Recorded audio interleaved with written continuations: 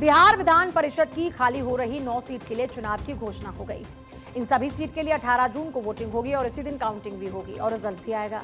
पूर्व मुख्यमंत्री नीतीश कुमार की सीट पर भी उपचुनाव होने वाला है। साथ ही तो अब चुनाव की अधिसूचना 1 जून 2026 को जारी होगी। उम्मीदवार 8 जून तक नामांकन दाखिल कर पाएंगे। 9 जून को नामांकन पत्रों की जांच होगी और 11 जून तक नाम वापस लेने का मौका मिलेगा।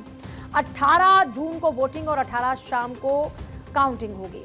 एक नजर डालते हैं कि अब कौन कौन सी सीट तो खाली हो रही है जिस पर चुनाव होने वाला है। तो सबसे पहले बात होगी गुलाम गौस जेडीयू की, यहाँ पर जो सीट है वो खाली। भीषम साहनी, कुमुद वर्मा वाली, भगवान सिंह, संजय मयूख, सम्राट चौधरी, मोहम्मद फारूक, सुनील सिंह, समीर सिंह, ये हैं सीट्स जो खाली हो रही हैं इनके हटने से, इनके जाने से। अब विधान परिषद की 9 सीट जो खाली हो रही हैं, एक सीट पर उपचुनाव होना है, मतलब कुल 10 सीट हैं। इनमें से 4 पर जेडीयू का कब्जा है। सोर्सेज के हवाले से मिल रही जानकारी के मुताबिक सीट शेयरिंग के तहत में ये चारों सीट जेडीयू के पास रहेंगी। बीजेपी के पास फिलहाल 2 सीट हैं। इस बार बीजेपी के हिस्से में 3 सीट आएंगी। बाकी की 2 सीट में से एक एलजेपीआर और एक आरएलएम को दी जाएगी। आरजेडी को भी एक सीट मिल सकती है। चर्चा यह है कि चिराग पासवान अपने भांजे सीमांत पासवान को एमएलसी बना सकते हैं। विधान परिषद की अगर मौजूदा स्थिति पर एक नजर डालते हैं तो जरा समझिए अभी क्या स्थिति है। कुल मेंबर हैं 71, जिसमें बीजेपी के 23, जेडीयू के 19 और आरजेडी के 15, कांग्रेस के 3, सीपीआई के 2, हम के 1 और राष्ट्रीय लोक जनशक्ति पार्टी के 1 और 7 निर्दलीय हैं।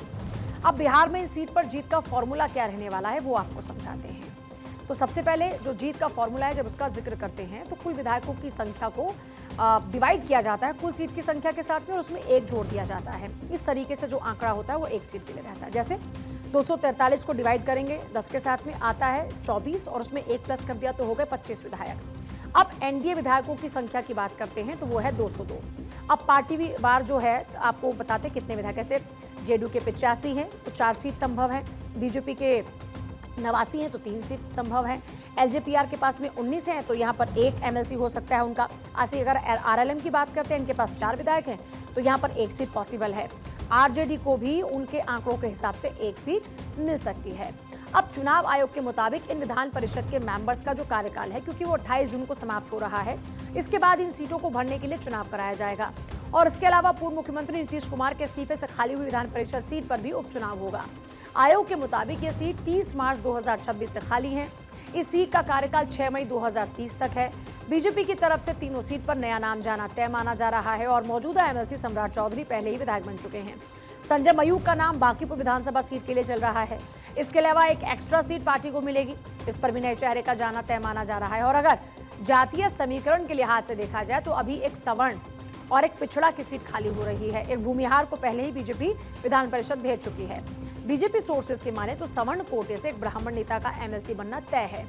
दूसरी ओर हिंदुस्तानी आवाम मोर्चा के संरक्षक और बिहार के पूर्व मुख्यमंत्री जीतन राम मांझी ने एनडीए गठबंधन के भीतर अपनी पार्टी के लिए विधान परिषद की एक सीट पर पूरी मजबूती से दावा ठोक दिया। मांझी ने साफ किया है कि वो अपनी मांग पर अड़े हैं और इस अहम मुद्दे को सुलझाने के लिए वो जल्द ही दिल्ली जाकर भारतीय जनता पार्टी के केंद्रीय नेतृत्व से सीधी बातचीत भी करेंगे।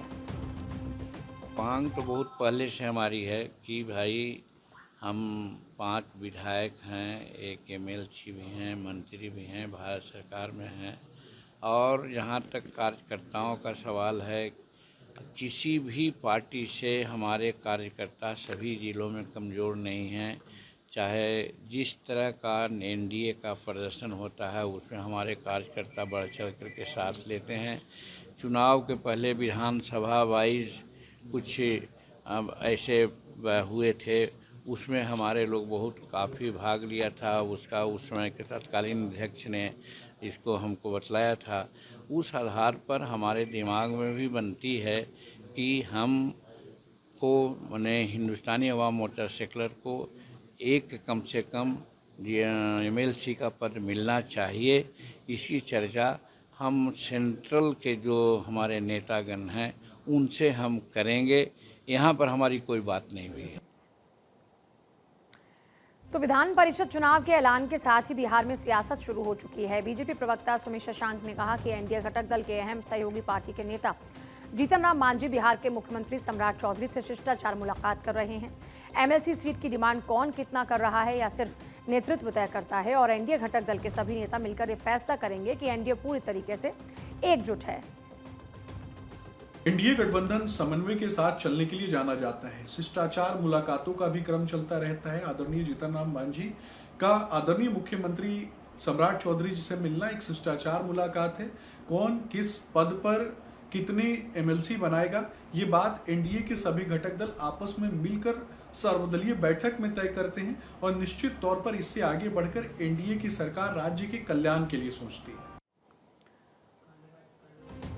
और वहीं आरजेडी और जेडीयू के अपने ही तर्क हैं।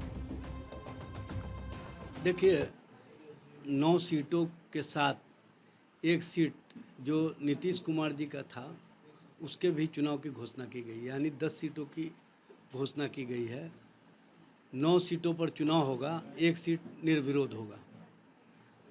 जिस तरह से एनडीए के अंदर जूतम पैजार की स्थिति है, एनडीए के अंदर खींचातान की स्थिति है और जनता दल और भारतीय जनता पार्टी के लोग आपसी समझौता के अंतर्गत सीटों का बंटवारा करके छोटे दलों को हाशिए पर रखना चाहते हैं, उसको कहीं ना कहीं महसूस जीतन राम मांझी ने किया है और हम पार्टी की ओर से एक सीटों की मांग की है।